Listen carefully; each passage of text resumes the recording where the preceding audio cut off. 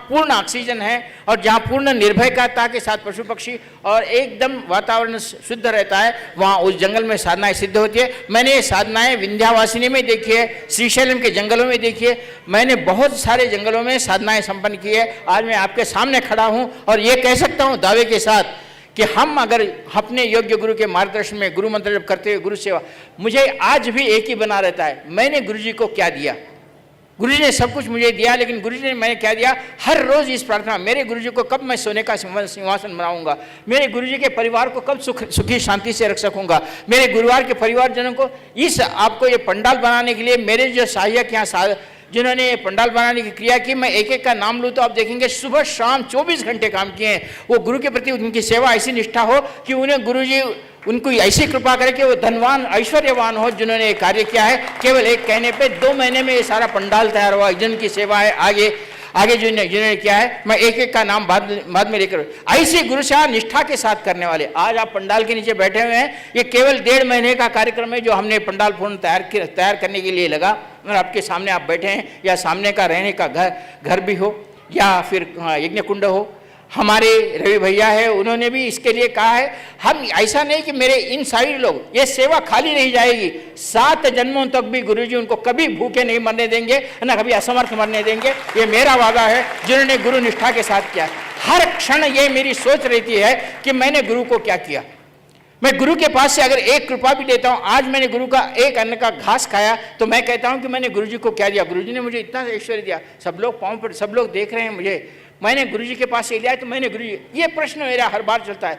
कभी भी याद रखो जब ये प्रश्न आपके जीवन में उत्पन्न होगा कि मैंने गुरु जी को क्या किया है, और आप उसी मार्गदर्शन पर आगे चलेंगे तो गुरु भी सोचेंगे कि मैंने इसके लिए क्या किया है। गुरु को सोचने के लिए बाध्य करो कि गुरु जी आपके लिए सोचे, अरे ये तो मेरे लिए जीवन अर्पण किया है। तो गुरु जी अगर आपके लिए सोचेंगे तो आपको तो ब्रह्मांड से सारा वैभव आपके लिए देंगे। सिर्फ आपकी सोच बदलनी है कि मैंने गुरुजी के लिए क्या किया है।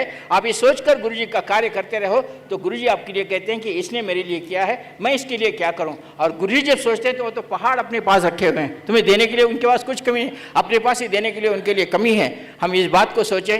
मैं चाहता हूँ, मेरा एक ही है, मेरे परम पूज्य सदगुरुदेव जी को कोई उंगली उठा के न बताएं यार नहीं वो साधनाएं सिद्ध नहीं होती। यार मैंने अब नहीं कहना चाहिए, लेकिन मैंने किसी से सुना भी है ये कि तारा साधना सिद्ध नहीं होती, कोई स्वर्ण वर्ण नहीं आता, ऐसा भी लोगों ने कहा है। इसके लिए मुझे ये करना पड़ा कि मेरे गुरु जी के वचन झूठ नहीं होते, ये वचन सिद्ध है। जो साधना करता है निष्ठा से पूर्ण होता है। आगे भी यही बात करूंगा, आगे भी 10 महाविद्याओं को सिद्ध करके ही मरूंगा यहाँ जब तक 10 महाविद्याएं हैं। और ये बता दूंगा कि ये साधनाएं आज भी है और आप ऐश्वर्यवान, आज नहीं तो कल आने वाले में आप याद रखेंगे कि अनिल कुमार ऋषि नाम का एक व्यक्तित्व था और उसने इस संसार में बता दिया था कि 10 महाविद्याएं हैं और वो डॉक्टर नारायण श्रीमान सदगुरुदेव जी का शिष्य था, स्वामी निखिलेश्वर का शिष्य था। ये आप बोल ले, उस दिन मैं अपनी छाती को ठोक के कहूंगा कि मैं भी एक शिष्य हूँ।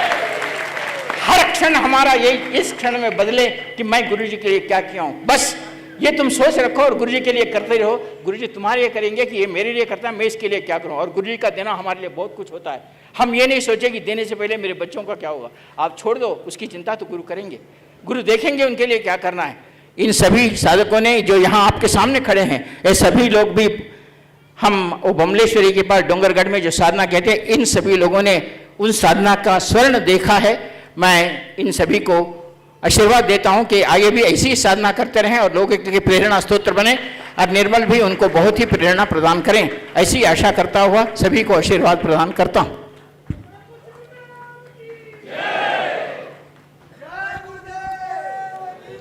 अभी जिन लोगों ने तारा साधना किए हैं उनकी दूसरी स्टेप की भी साधना है। अभी हमको 1 महाविद्या सिद्ध हुई, अभी दूसरी महाविद्या भी करना है, फिर तीसरी महाविद्या करना है, क्योंकि हमको सिद्धाश्रम जाना है, लेबर कुली का काम नहीं करना है ना। ये बात आप ध्यान रखो, साधनाएं करके आगे बढ़ना है हमको। हमें गुरु जी का वचन निभाना है। गुरु जी कहा करते थे कि आप 3 महाविद्या सिद्ध करके आपको सिद्धाश्रम पहुंचना है। आप करो या ना करो, कभी अपने बारे में जितना सोचते हो उतना गुरु जी के बारे में सोच शुरू कर दो। गुरु जी आपके लिए सोचेंगे और गुरु जी जब आपके लिए सोचेंगे आपको ब्रह्मांड का व्यक्तित्व बनाएंगे। आप गुरु जी को बाध्य करो कि गुरु जी आपके लिए सोचे, गुरु जी आपका नाम ले, कहें कि आप हैं। आप जिस दिन ये करेंगे, गुरु जी भी शिविर में कहा करते थे, अरे मैं तुम्हें कहता हूं मैं अगर मंत्र पढ़ूं तो देवता मेरे सामने खड़े हो जाते हैं। मेरा मुख इतना सिद्ध है, इतना वाक सिद्धि है, वाक शुद्धि है मेरे पास कि मैं मंत्र बोलूं तो देवता खड़े हो जाते हैं। ये एक बार याद रखो, जिसके इस मुंह से अगर मैं किसी का नाम, किसी शिष्य का नाम लूं तो आगे वाले जमाने में वो पूजा जाएगा आपके सामने खड़ा। गुरु जी के मुख से अपना नाम आया तो समझ लो कि आपको देवता तत्व की ओर ले जा रहे हैं, ऋषि तत्व की ओर ले जा रहे हैं। मैं आपको आशीर्वाद देता हूं। ये आज का जो साधना का ये कार्यक्रम है हम यहाँ पूर्ण करेंगे, और 2 शब्द में हमारी पुरानी साधिका और गुरु जी की शिष्या है शोभा अद्देल जी, अपने अनुभव में नहीं तो 5 शब्द तो बोलेंगे आपके सामने। परम पूज्य गुरुदेव की जय। मैं अपने आप को इतना समर्थ नहीं मानती थी कि मैं ये सब कर पाऊंगी। सुनती थी, बहुत अच्छा लगता था, मन में बहुत ज़्यादा उत्साह था, सब कुछ था, लेकिन फिर भी अपने आप को मैं इतना आत्मविश्वास नहीं था कि सचमुच में ये सब हो सकता है मेरे से। लेकिन गुरुजी के आशीर्वाद से, गुरुजी के मुख से निकले हुए उन शब्दों की सिद्धि से ही ये चीज़ प्राप्त हुई है। सिर्फ और सिर्फ गुरु कृपा ही केवलम, गुरु कृपा ही केवलम, गुरु कृपा ही केवलम। लेकिन उसमें आस्था और विश्वास ही गुरु कृपा लाती है। That's all. शोभा जी ने एक बात नहीं बताई, अनिल कुमार जोशी से वो जुड़ के कम से कम 2 साल हो रहे हैं, और बहुत पुराने लोगों से वो जुड़ के 10-15 साल से हैं। तो कम से कम उसके अनुभव के सामने हमारा अनुभव क्या है ये भी बोल देती तो गुरु कृपा सबको प्राप्त होती कि वो अनुभव उन्होंने लिया है। गुरु जी भी बहुत परीक्षा लेते हैं, बड़े गुरुदेव की परीक्षा से तो गुजरे हैं, लेकिन अनिल गुरु जी की भी परीक्षा कम नहीं है।